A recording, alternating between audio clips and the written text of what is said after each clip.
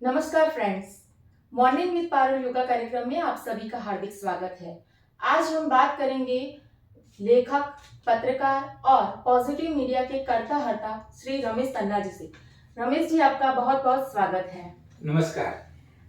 तो रमेश जी, सबसे पहले पॉजिटिव मीडिया आप चलाते हो, तो मीडिया वो भी पॉजिटिव, ये कंसेप्ट आपके दिमाग में कैसे आया? ये कंसेप्ट मुझे डांग जिला है, गुजरात का एक डिस्ट्रिक्ट है, वहाँ से आया, वहाँ से मुझे मिला है। वहाँ एक मंदिर में एक मैंने दृश्य देखा। वो दृश्य ऐसा था कि अगर आप प्रसाद लेना चाहते हैं तो कोई पैसा लेने वाला नहीं था। आप अपने आप पैसा रख के प्रसाद ले सकते थे। तो ये मुझे बहुत अच्छा लगा, तो मैंने लिखा सोशल मीडिया में। जी तो लोगों को काफ़ी पसंद आया। तब मैंने सोचा कि समाज में ऐसी पॉजिटिविटी तो हर जगह पर है, जी तो वहाँ से मैंने लिखना शुरू कर दिया। जी, बहुत अच्छा।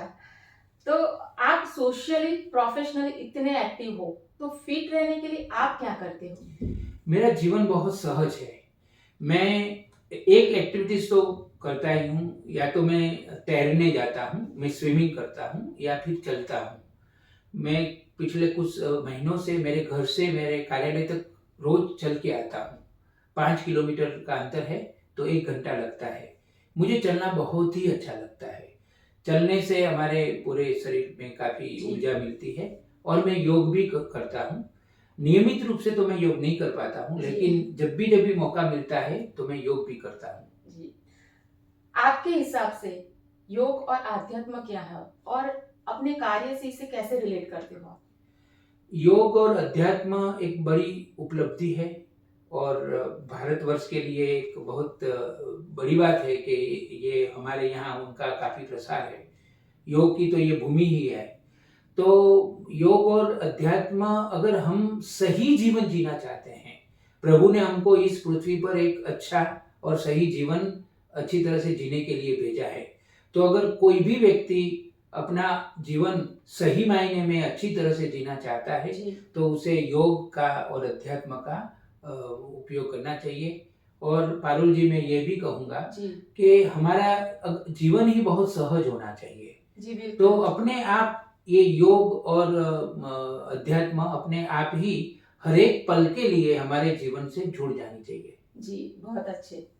आप पॉजिटिव स्टोरीज करते हो, मोटिवेशनल स्टोरीज करते हो, तो शब्द की, यानी कि अल्फाज की, एक इंसान के जीवन में क्या अहम भूमिका हो सकती है? शब्द को ब्रह्म भी माना गया है। शब्द जैसी तैसी बात नहीं है, वो बहुत बड़ी उपलब्धि है। तो हमारे हमको जो शब्द की जो एक सौगात मिली है, भाषा हर एक प्राणी के पास नहीं है। भाषा सिर्फ मनुष्य के पास है। तो हमारे पास ये जो भाषा का वैभव है, भाषा के माध्यम से हम जो शब्द का उपयोग और प्रयोग करते हैं, वो बहुत ही अच्छी तरह से करना चाहिए। और मैं मानता हूँ कि किसी भी व्यक्ति को एक अच्छा जीवन जीना हो, तो उसमें शब्द उसे बहुत ही मदद कर सकते जी हैं। बिल्कुल। किसी भी प्रकार की नेगेटिविटी, चाहे वो लोभ हो, क्रोध हो, ईर्ष्या हो, एक मनुष्य को ज्यादातर नुकसान करती है, फिर भी वो अपने और आकर्षित भी करती है। तो इस सब से उभरने के लिए समाज में क्या बदलाव लाने चाहिए? पहली बात तो ये है कि जो आपने बोला, ये जो नेगेटिव एलिमेंट्स होते हैं सब, जी वो वो कायम मनुष्य को आकर्षित करते हैं। तो उनमें से अगर हमको ऊपर उठना है, तो हमें ज़्यादा से ज़्यादा जागरूक होके बहुत ही प्रयत्न करके पॉजिटिविटी की ओर जाना चाहिए। जी देखो, नेगेटिविटी को हराने का एक ही रास्ता है कि आप पॉजिटिव सोचो और पॉजिटिव जीवन जियो।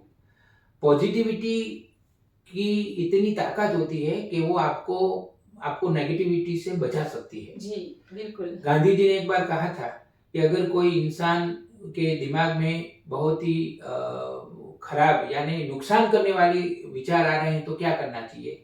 अगर वो विचार को दूर करने के लिए प्रयत्न करेंगे, तो वो ज़्यादा आप पर आक्रमण जी कर सकते बिल्कुल। हैं। उसकी जगह ऐसा करो, अच्छी सोच से अच्छे विचार करो। जी तो अपने आप वो आपको मालूम भी नहीं होगा, और वो विचार चले जाएँगे। नहीं, बहुत सही कहा आपने। अभी लास्ट क्वेश्चन है, पारुल योगा के माध्यम से युवाओं को, हमारे दर्शकों को आप क्या सलाह सूचन देना चाहोगे? मैं पारुल योगा, ये जो केंद्र है वो पारुल जी चला रही है और पिछले 12 साल से चला रही है। विनोबा भावे ने कहा था एक बार कि 12 साल यानी एक तप। तो पारुल जी ने एक तप किया है और मैं उनका काम काफ़ी सालों से देख रहा हूँ और मैं ये कहूँगा कि सही मायने में उन्होंने तप किया है। वो तपस्विनी है। योग वैसे भी एक बहुत बड़ी उपलब्धि है। तो योग में इतना कंसर्न के साथ काम करना, इतना अच्छी तरह से काम करना, सातत्य से काम करना, वो बहुत बड़ी बात है। वो प्रतिभाशाली भी है और वो प्रतिबद्ध भी है। ये कॉम्बिनेशन बहुत कम लोगों में देखने को मिलता है कि प्रतिभाशाली तो बहुत लोग होते हैं, लेकिन वो अपनी प्रतिभा का उपयोग सिर्फ अपने अपने जात के लिए या परिवार के लिए करते हैं तो समाज को उसका बहुत फायदा नहीं होता है। पारुल जी ने मैंने देखा है कि अपना जो उनको जो सज्जता मिली है और जब ईश्वर का वरदान होता है ना तब भी ऐसा ऐसा आपको मिलता है। तो ईश्वर की एक विशेष कृपा है उन पर, तो वो इतना अच्छा योगा कर सकती है और राष्ट्रीय लेवल तक उनके योगा की सुगंध पहुंची है। तो उनका जो ये सज्जता है, तो ये सज्जता में जो समर्पण का भाव समाज के लिए इन्वॉल्व हुआ है, वो उसको मैं बहुत ही महत्वपूर्ण अहम मानता हूँ। और मैं जो युवा मुझे सुन रहे हैं उनको जरूर कहूँगा कि आज के माहौल में योग की बहुत ही ज़रूरत है, क्योंकि हमारे इर्द गिर्द जहाँ देखो डिवाइसेस, इलेक्ट्रॉनिक डिवाइसेस आ गई हैं। मोबाइल फ़ोन के बिना हम एक मिनट भी नहीं रह सकते हैं और ऐसे माहौल में हमारे तन और मन दोनों का जो स्वास्थ्य हमको उनकी देखभाल करनी है, तो योग आपको सबसे ज़्यादा मदद कर सकता है। योग में बहुत होता है, ये तो एक वरदान है कि योग हमें मिला है। तो जो युवा मुझे सुन रहे हैं उनको मैं जरूर कहूँगा कि आप योगा का मैक्सिमम उपयोग करें। योगा में ध्यान भी है, योगा में अलग अलग आसन भी है जो आपकी एनर्जी को, आपकी संवेदना को, आपके आरोग्य को बहुत ही अच्छी तरह से संभालेंगे और आपको बहुत ही आगे ले जाएंगे। और मैं पारुल जी को कर रही है, समाज को कुछ दे रही है, वो बहुत ही बड़ी बात है। और मैं परम कृपालु परमात्मा से प्रार्थना भी करूँगा कि आपको और ऊर्जा दे, आपको और शक्ति दे और आप अपने इस क्षेत्र में बहुत ही आगे आए। रमेश जी, आपका बहुत बहुत धन्यवाद।